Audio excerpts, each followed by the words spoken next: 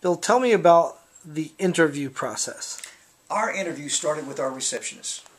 When you walked in our door and you were going to apply for a job, the first step in our process was how you treated the receptionist.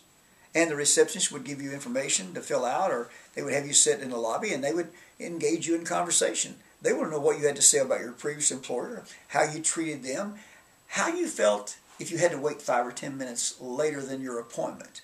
Well, when you went from that point, then you went back to a private receptionist that would be talking with you and telling you that you would be next in line or whatever. That would continue with that person. All of these people were involved in the interview process because we want to know how you treated people that were not the boss. How much respect you had for the everyday person or the person you thought was not very important.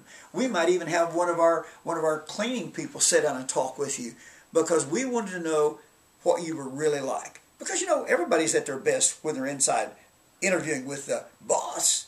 But how are you with the people you don't feel like are important?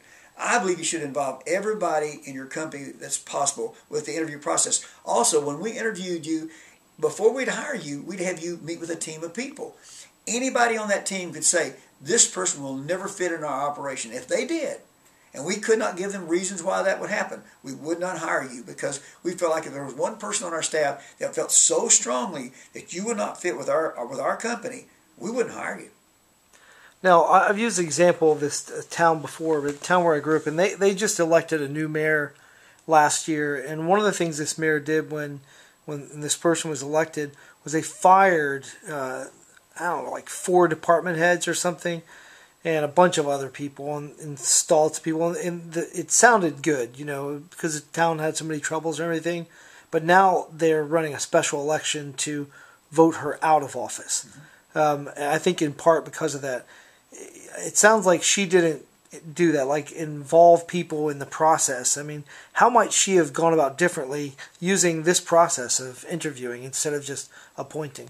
Well, politically, it's a whole different realm than it is in corporations because it's the old good old boy network, or you come in and you start firing all the people instead of holding someone accountable.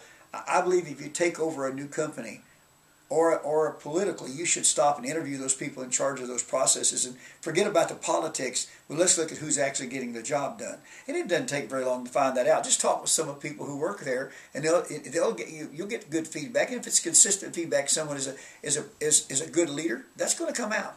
If it's consistent feedback, someone is not a good leader, then those are the people you should dismiss. This cleaning house is a horrible statement.